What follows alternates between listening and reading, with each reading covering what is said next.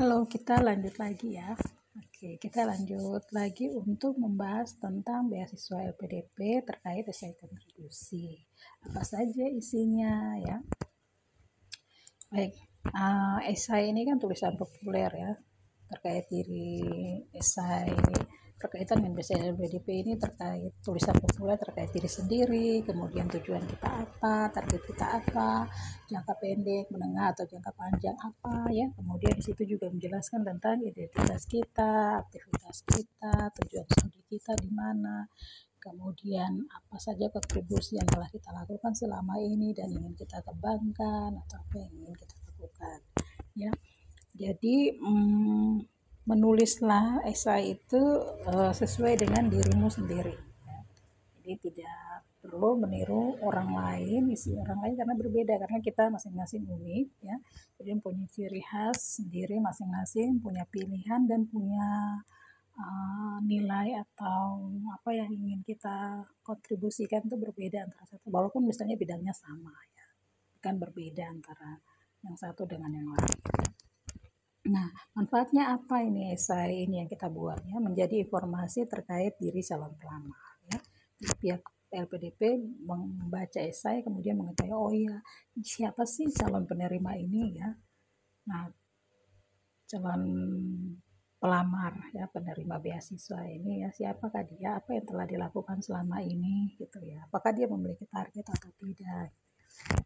Memiliki target itu yang tadi itu ya, misalnya sudah punya pilihan program studi, nah itu menandakan bahwa ada persiapan untuk melakukan studi. Nah kemudian manfaat dari esai ini adalah informasi pertanyaan saat wawancara ya. Kemudian calon pelamar tahu tujuan dan targetnya. Jadi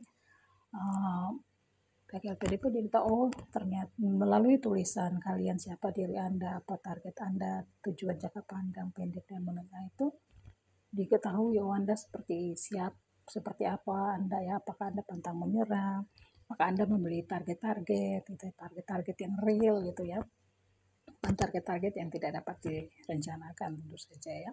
Nah kemudian calon pelamar yang hasilnya adalah pihak LPDP akan mendapatkan calon pelamar yang tepat ya, kemudian calon pelamar yang berintegritas, kemudian calon pelamar yang berprestasi dan telah atau mau berkontribusi bagi negara ya. Jadi ini pihak LPDP ini mencari bukan hanya orang yang pintar ya, pintar aja ranking atau lain sebagainya, tidak, tapi yang mau berkontribusi bagi daerahnya, bagi bangsa dan negara, kemudian melakukan hal-hal yang positif, ada punya target, kemudian memiliki potensi ya. Jadi seperti itu, berprestasi. Jadi makanya kita lihat bahwa siswa LPDP itu kan ada banyak yang udah bilang PNS, berwirausaha, bahkan buka untuk kesempatan pada kita yang berada di daerah afirmasi ya. Jadi banyak yang bertanya, ini saya buat bagaimana sih gitu ya.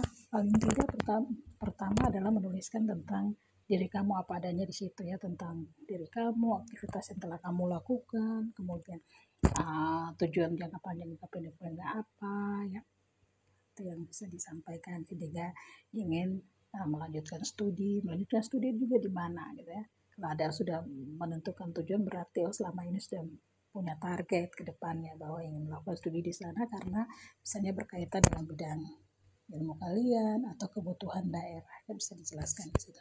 Nah kemudian yang kedua juga berkaitan dengan tata tulis.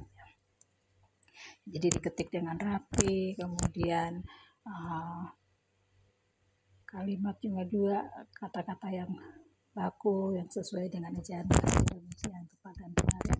Karena itu secara etika ya. Jadi selain isi tulisan juga kita rapi, kita akan dinilai ya.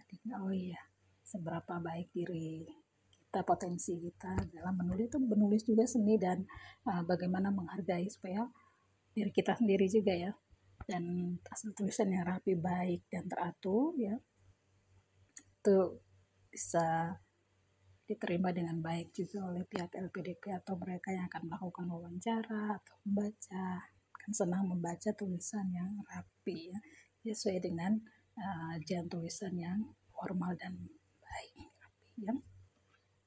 Jadi tidak perlu khawatir ya, hanya memang beberapa momen bermasalah di situ ya. Kemudian juga satu hal, misalnya kalian ingin melamar untuk S2, jangan langsung tulis di situ bahwa akan melanjutkan studi lagi S3, karena kalian kan ingin berkontribusi dulu ya. Jadi paling tidak kita mau ada tangganya lah, dari S1 ke S2 dulu, nanti setelah selesai S2 kontribusi dulu, baru nanti kalian akan membuat esai yang baru kepada pihak LPDP untuk lanjut studi S3. Oke, semoga membantu. Dan bagi teman-teman yang mungkin mau sharing, ingin minta tanggapan dari saya atau masukan, atau mau sharing-sharing cerita tentang esai, bisa nanti menghubungi saya ya di IG saya ya, Frida 16 di DM, dan apa yang bisa saya bantu nanti saya share buat teman-teman semua. Terima kasih.